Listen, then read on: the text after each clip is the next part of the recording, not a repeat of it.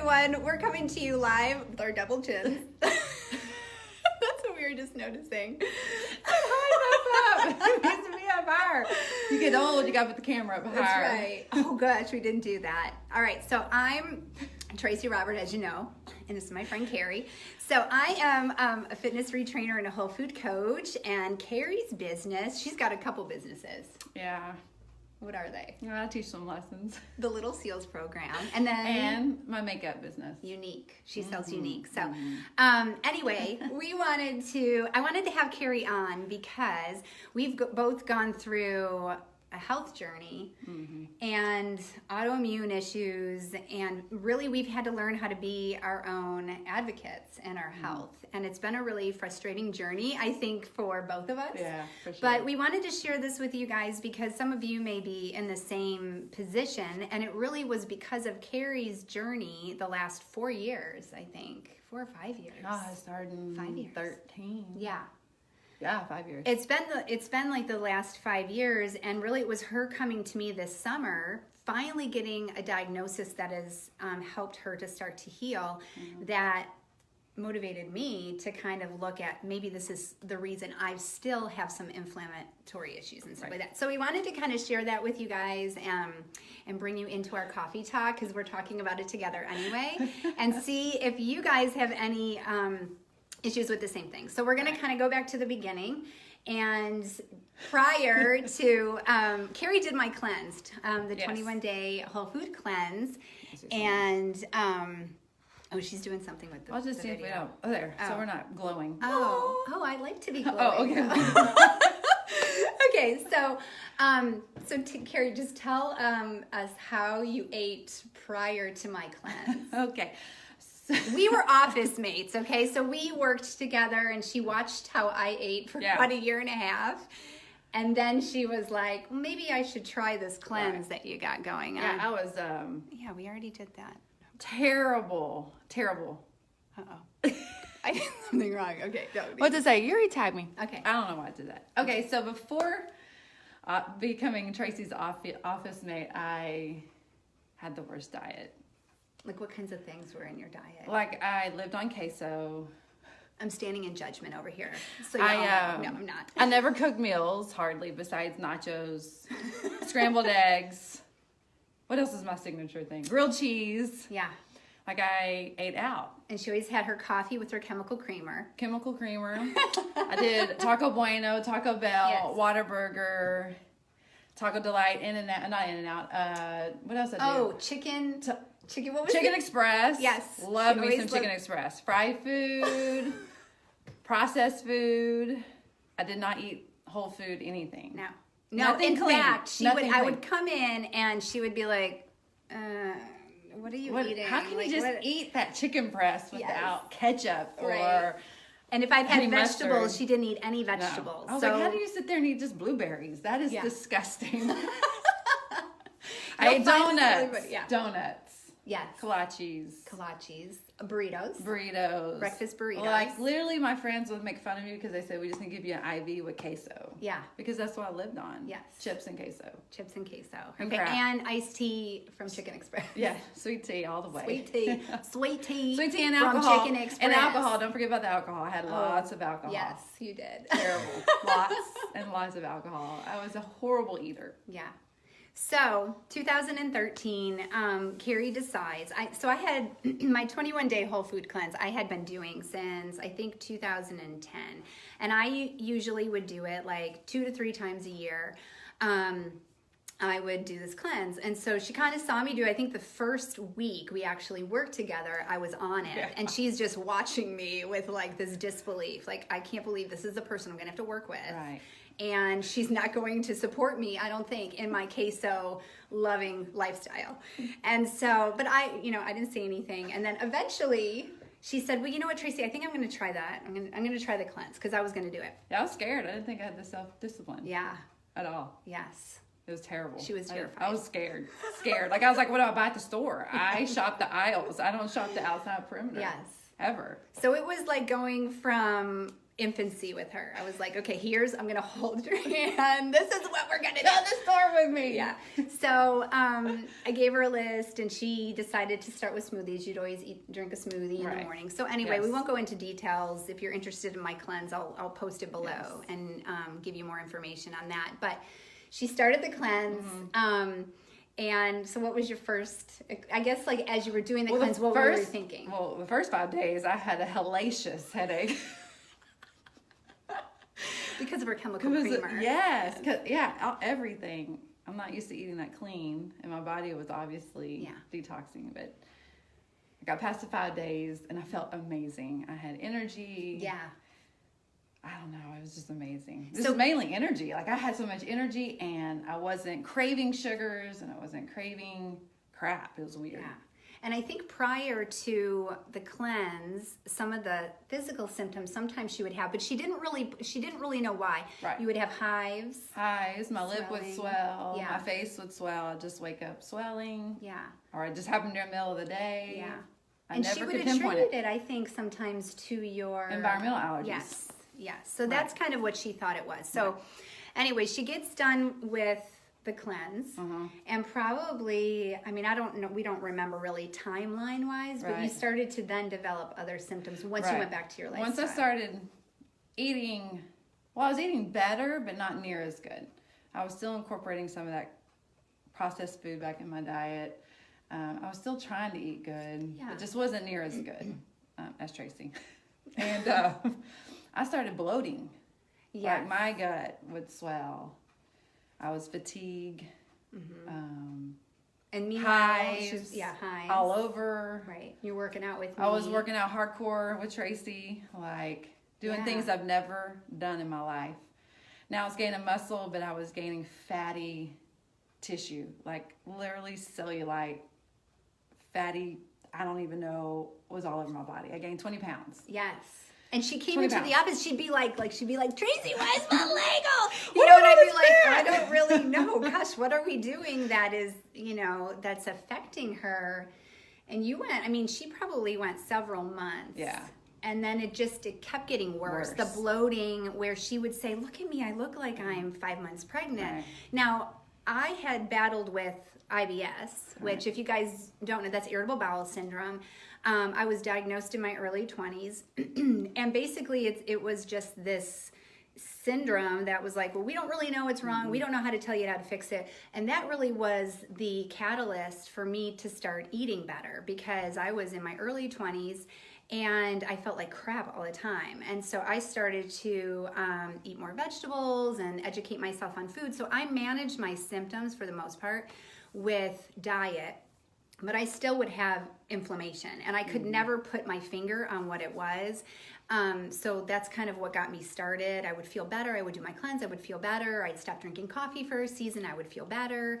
So, if you guys have ever had or been diagnosed with IBS or whatever, just down at the bottom, just click like, yeah, me too. Like, I have been there. I know what you're talking about. I understand the fatigue, like all those things, because it's cool to understand that there's a wide community of people who are battling with these digestive issues and feel like they're frustrated.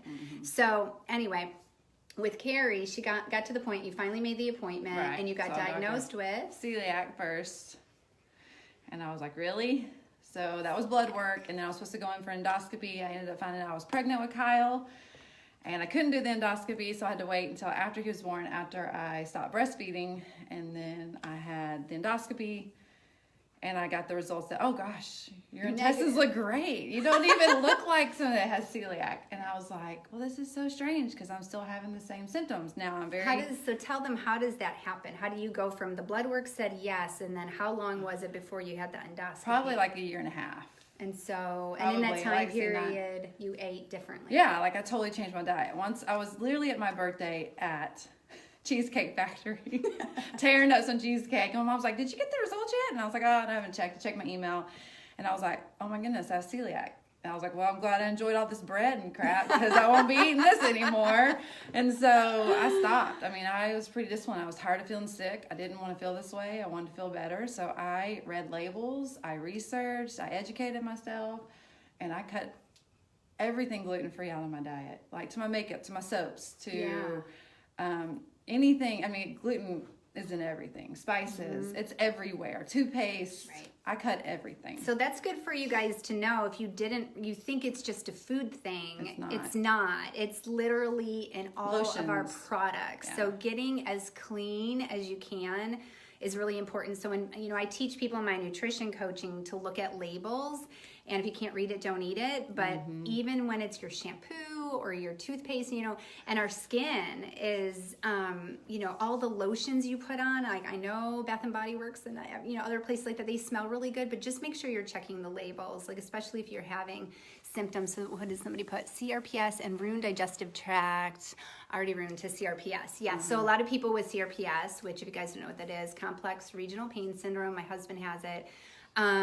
They usually affects their nervous system. So they have a lot of issues digestively and stuff like that. And they usually have to look at changing their diet. In fact, there's research that the keto diet actually works really well with people who have CRPS. So anyway, so back to, she finds out that it's not celiac now. So now here we are. Yeah, I'm still having. Now you're like, I'm still having the same symptoms I did before I found out I had celiac. Even though I changed my diet, extremely changed my diet, I still had the severe symptoms. I still was puffy and swelling, and and then you were gaining weight. And I was gaining weight. I was just getting heavier and heavier, and I'm like not eating anything really bad. I'm very clean at this point, and I was like, there's something else going on.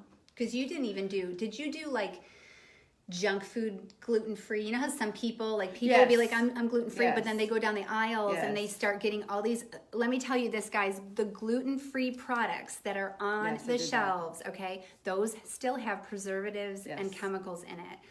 The best thing you can do is literally go back to the basics. And I'm talking about think farm, okay? Go to, anything that farmers markets are great. Shop the perimeter, fruits and vegetables, get organic whenever you can. If you have, people local around you, wherever you're at, shop local if you can, because junk food, there's junk food vegan, there's junk food gluten-free products. Yes. So those things, just because they're on the shelves and they say gluten-free, that does not mean it's healthy. No, and I was eating that. You were at first. Yeah, I was eating that. If it was gluten-free, I get it. I did breads. I found tortillas that were made out of sweet potatoes, just, anything so I could try to keep a normal lifestyle. Because remember, she wouldn't even eat fruit and vegetables. That was foreign to her. So this was lifestyle change. Major lifestyle change. And I was still having problems. I ended up talking to a nutritionist, and she said, maybe you have food sensitivities.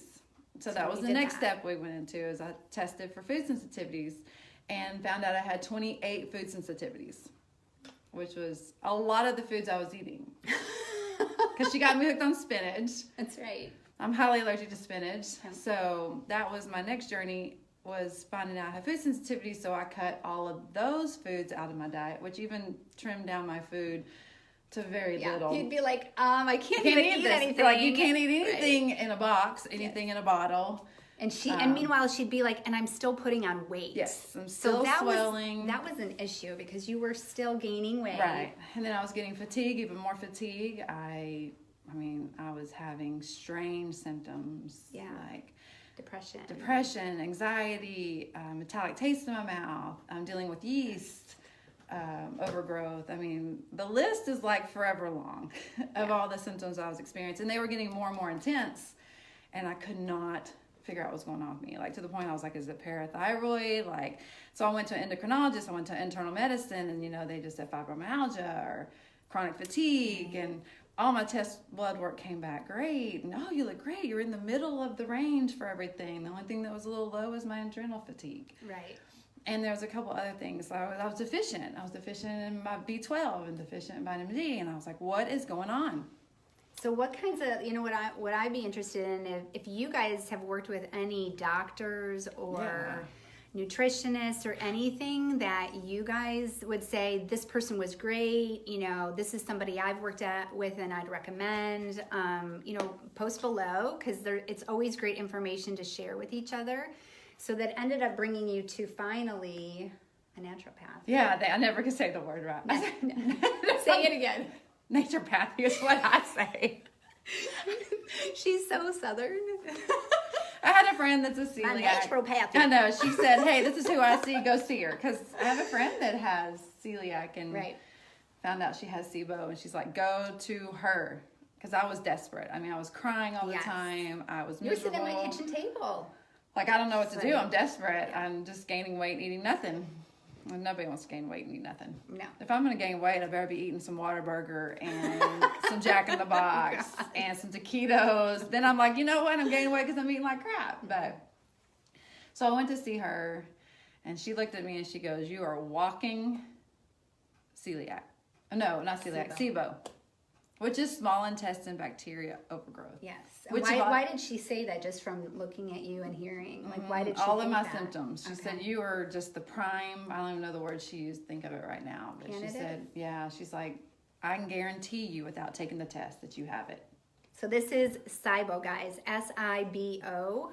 So again, small intestinal bacteria overgrowth. Yes. Which is new, so I've talked to a lot of medical doctors and stuff, and they're like, some will say, "Yeah, I've heard of it." Right. Some will say, I've never heard of that. So to piggyback what she just said, when she found this out, she had said, "Tracy, you should just look at this," because we would talk here and there and go back and forth, and I would tell her different things I was doing and stuff because I was healing from cancer. And I had battled for 2 years after chemo, and I went into menopause right away with like 25 extra pounds I could not get off my body. So that's just for a different time. But when she said that to me, I was like, wow, I haven't thought about that one. Well, I ended up finding this doctor, a GI. I'm going to see him in November, and one of the suggestions is to do a low FODMAP diet. So his name is Dr. Kenneth Brown, if anybody has heard of him. But he, in his emails, I've been getting, like I'm on his list, and one thing that I've read is he says 85%, I believe it is, people that were diagnosed with IBS actually have SIBO. They'll test positive for SIBO. So I'll get the test in November to see, but one thing I have noticed is I've been on the low FODMAP diet, which is a lot of the foods that I ate all the time, and I ate super healthy, okay? So things like mushrooms, garlic, onions, avocados, I mean, just all kinds of foods that I ate on a regular basis. Apples. Yeah. I had to remove from my diet, and I did it starting in July. I have never felt better, and I've never felt so normal, and I don't feel like I'm like 4 months pregnant every other day. So it's been kind of interesting to see. Yeah. So, okay, so tell us, like, you started with her. And Right. what was her, what do? You find out you have SIBO. Right, we take the test first. Oh yeah, tell us about the test. Okay, so this test, you have to do a really strict diet for 12 hours before you take, 24 hours before you take tests. So you do 12 hours of eating a certain way, then you don't eat for another 12 hours, and then you blow into this little thing, because they base it off, when you have bacteria in your small intestine, you release gases. So you do a methane and hydrogen gas that your body releases. And so you take a breath, and then you drink some sugary stuff, and you wait, and then you start breathing like every 20 minutes for 3 hours. And you do like 9 or 10 vials, and there's gas that your body will put off. Which is why you're bloating. Why you're bloating. Yes. It gets so huge. Yeah. So So then you have this inflammatory response, which then affects all your other symptoms. And then you said that when you were drinking this stuff, you said you almost started to feel sick, crazy and sick. Right, like I just started the belching, and you have a lot of gas, like if you deal with both ends of gas. That's what it causes, indigestion. A lot of TMI. A lot of gas. Lots of gas And everywhere. so it made me sick. Like, longer I went without eating and having all this sugar, I guess, the bacteria releases this gas. It makes you sick. Like, I have flu symptoms. Like, I was having withdrawals. I don't know what it was. It was very, very crazy. And so at that point, yeah, irritated. Yeah, so you would always say. Like, yeah. Oh, I get so irritated. And so, once we found out I had SIBO, then I had to do a very strict diet. So I'm doing it the natural way. The medical side will say, here's an antibiotic. It just affects, kills the bad bacteria. But then the lady in the nature, whatever her name is, I can't say what she her is. Her naturopath doctor. Said, what you're going to do with the antibiotics, you're going to go in there and blow up everything in your gut. And you're going to kill good and bad. And it will make you wish you had the flu. You'll be so sick. She said, it'll make you so sick. So I thought, okay, I'll try natural. way. And Which so, always takes a little longer, but honestly, I think probably is better. Yeah, so I did herbs and supplements because you're real deficient. Because when you have bacteria in your small intestines, that's the part where you're supposed to absorb. Yes. And it's porous, or it's like a sponge. This is how she described it to me. It's like a sponge, and you're supposed to absorb at that point and not have bacteria releasing into your body. So that's why it affected my entire system, because the bacteria that's bad is running rampant through my body. Because the food goes into the blood, from the small intestine, and then that's where it goes out to your cells. Large intestine is kind of like the holding center before it goes out of your body. And so you ferment food, so that's the other reason you have this gas. The bacteria will feed off of your food. So if you feed it lots of sugar and carbs, they run rampant. You're feeding them. So, and your body will crave that because that's what they want, and your body will tell you what you want. And so I had to do low carb. So I did the SIBO diet, which I did a carb specific diet, which I still do now. It's a very carb specific and low FODMAP diet. So broccoli is starch. It's a carb. So I had to limit it. Yeah. To like, and she's got certain, like you have pretty. Yeah, like I have to do 3/4 a cup of broccoli in one serving. Like, and if you're hungry, go back for more protein. Don't go back for more broccoli. Right. So it's a very strict diet. A lot of foods I've never even heard of. But the good thing about this is the goal is that it wouldn't be forever. Right. That it'll get to the point where her gut is healed. So then what are the checkpoints? So, well, first tell us, like, you lost, so she could not lose weight, right? I mean, for like a couple of years. Yeah. You were battling, you were gaining before weight. Kyle. Right. Since before Kyle. Before Kyle. So then tell everybody, like, what did that look like then, weight loss wise, as soon as you kind of changed over, because it was pretty instantaneous. Yeah, like I dropped weight. It was just crazy. The swelling is what a huge thing I noticed, and not being as fatigued. I guess is that what you're trying? Yeah. I mean, and then how much weight did you lose in that when you switched over? Probably almost 30 pounds. In a matter of a couple weeks. Months? Well, it took some time. I want to say a couple months. Did it? It seemed quick. I don't know. So the end of April is when I found out. So I started changing my diet in May of this year. So yeah. 2 or 3 months. 2 months. Yeah. It takes your body a while to. Right. But I mean, literally, when you just were holding on to everything, sometimes. So if you guys ever experience this, I have a couple clients I've worked with where they're doing everything right. They're eating right. They're working out, and they are just like, I cannot lose weight. No. Like my body will not let go. And so then we really have to start to tweak some of the food, because even though fruit is good. Fruit is attached to fiber, and I always promote fruit. There are higher glycemic fruits, so sometimes we have to kind of pull back on that, or we look at the root vegetables, and maybe instead of eating whole sweet potato or half a sweet potato, I might have them cut it down. A lot of times what I find, then they'll start to lose weight. So usually if they start my cleanse and they're not losing weight the first week, that's definitely a sign of cellular inflammation, and there's something we need to look at. Low FODMAP diet and things that Keri's been through, she was really sick. You were really sick. Hers manifested itself differently. Now, obviously, I got cancer, so that's kind of how it manifested itself in me, and I, was obviously very sick. But digestively, toxic. You were just like, it was really getting it affected the whole body. Yeah, for sure. So you lost the weight, and so then what are the checkpoints now for them? So she said it'll take like 6 months to a year for your body to heal if you stick to your supplement routine, your discipline, you stick to it, and your diet.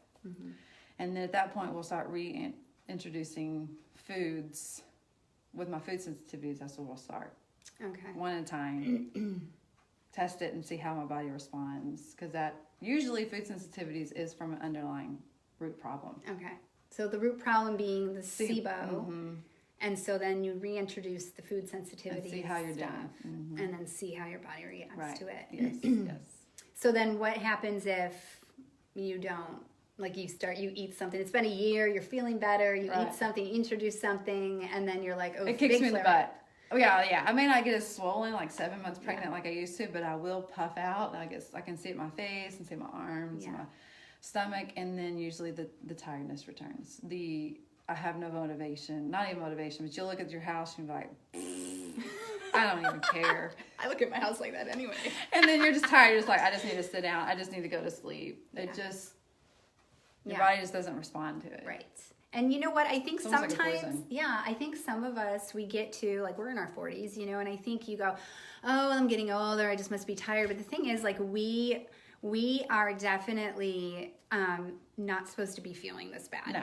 Not at all. So No, that's we not just normal. wanted to come on and share. And like, if you guys have any questions, or if you've gone through this, or you want recommendations or anything, I mean, we both have been through a lot of our own stuff, and you guys have to advocate for yourself, because sometimes when you go out to you know, the medical side of things, you know, they only know a snippet when it comes to the nutrition, and you know your body. and you know your body. So pay attention to those things. And I will let you guys know once I take the SIBO test, kind of what I find out next month. But I really think I probably have it, given the fact that the less I've been eating of those things, the better I feel and stuff like that. So, well, thank you for your time, Keri. So we just wanted to share that with you guys. Yeah. And again, just, you know, post anything below, Yeah, if you have any and questions. any questions or whatever, and we can give you just the resources that we've gone through, and especially Keri with what she's gone through with SIBO and